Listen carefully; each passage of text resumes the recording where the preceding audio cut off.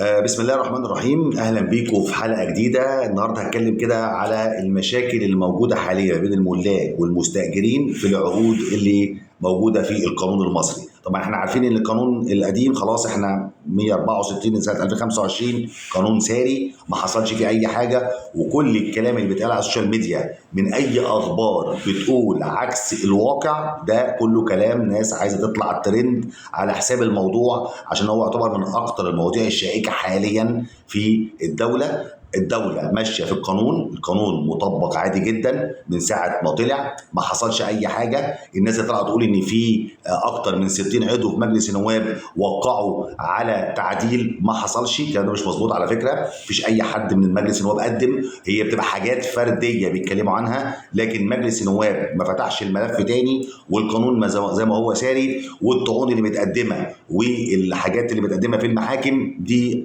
لسه ما نعرفش نهايتها على ايه، بس لحد وقتنا هذا القانون ساري زي ما هو، وخلاص احنا بنتكلم في اقل من شهر هيتم بقى تطبيق القانون للناس اللي قافله الشقه بقى لها سنه. هيبدا يتم الاخلاء طبقا للقانون طبعا، وطبقا للاجراءات القانونيه اللي هيتم اتباعها عشان الملاك ياخدوا الشقق اللي مقفوله على عدى عليها سنه. يعني احنا كده خلاص داخلين سنه في شهر 8 اللي جاي 1/9 الايجار هيزيد 15%. ده للمعلومه. هننتقل بقى للايجارات العاديه والمشاكل اللي بتحصل بين الملاك والمستاجرين لما العقد بينتهي والمالك بيبدا يضطر ان هو يرفع دعوى قضائيه عشان يخرج المستاجر. وطبعا ده راجع للخطا من البدايه من المستاجر، ان هو ما خدش الاجراءات القانونيه السليمه في كيفيه ايجار الشقه، عشان يوم ما المستاجر يعمل معاه اي لقطه يقدر يخرجه في اقرب وقت ممكن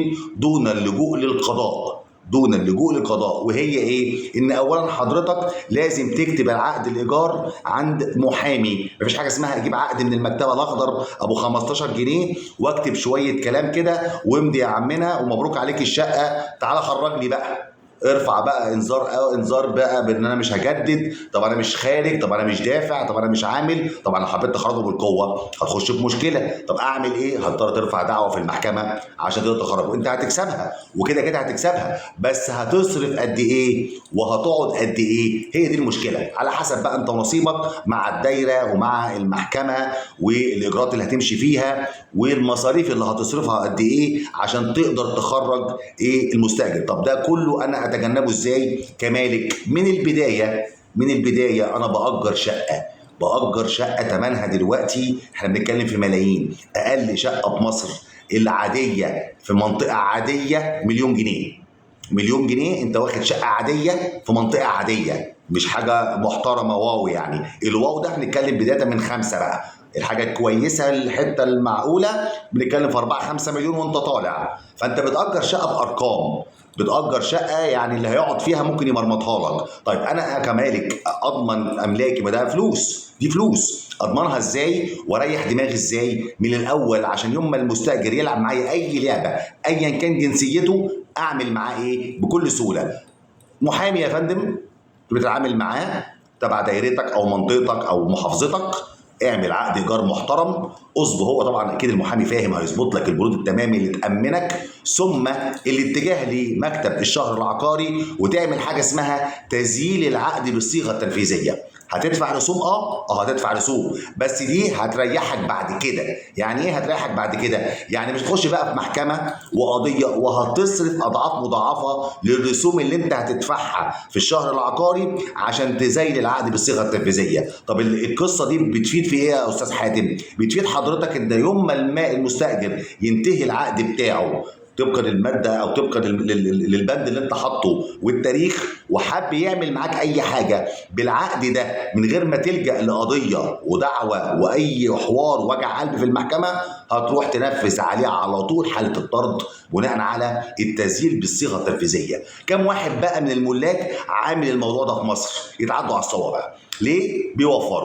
بيوفروا ايه؟ بيوفروا اتعاب المحامي، بيوفروا كتابه العقد، بيوفروا مصاريف الشهر العقاري. لما يوم ما يلبس المشكله مع المستاجر هيعمل ايه؟ هيرجع للمحامي برضه، بس ساعتها المحامي اتعابه هتختلف تماما يعني انا لما تجيلي وتقول لي انا عايز اجر شقه واضمن حقي، اعمل ايه؟ مهما كان الاتعاب اللي هاخدها لا يمكن هتكون زي اتعاب لما تيجي تقول لي انا عايز ارفع قضيه على مستاجر عندي مش عايز يخرج. هتلاقي الرقم اللي هتسمعه غير الرقم اللي هتقالك في الاول خالص تماما. ليه؟ بترجع طبعا للموقع والمنطقه والشقه بكام، كل دي اعتبارات المحامي بيبص لها. وانا بقول لك انا محامي بقول لك اهو، فهتلاقي الفرق كبير. طب انا اريح نفسي من الاول. انا لما اجي اجر شقه في حته كويسه بتتاجر بكام؟ بارقام. دلوقتي الشقه بتتاجر بارقام. المناطق الشعبيه بتتكلم في 5000 جنيه و4000 جنيه الشعبيه مش الحاجه المنطقه. تعالى كده خش على المنطقه الحلوه شويه تبدا بتتكلم في 10 و15. يعني انت بتاجر بمرتب بني ادم، انت بتاجر شقه بمرتب بني ادم دلوقتي. فازاي مش هاين عليك تامن الحته دي؟ حبيت بس اقول الجزئيه دي عشان كميه ناس ملاك واقعين في المشكله دي بسبب التوفير فين؟ في اتعاب المحامي من الاول. طب انا كده كده انا هلجا للمحامي برضه، بس ساعتها المحامي مش هيسمي عليك. انا بقول لك هو مش هيسمي عليك وهيطلب منك رقم محترم في دعوى طرد عشان سيادتك ما امنتش نفسك من الاول باجراءات بسيطه ورسوم واتعاب مش هتيجي حاجه جنب اتعاب القضيه اللي انت هتقع فيها بعد كده. تحياتي ليكم، رب المعلومات تكون عجبتكم. لايك وشير ومتابعه عشان يجي لك كل جديد. السلام عليكم.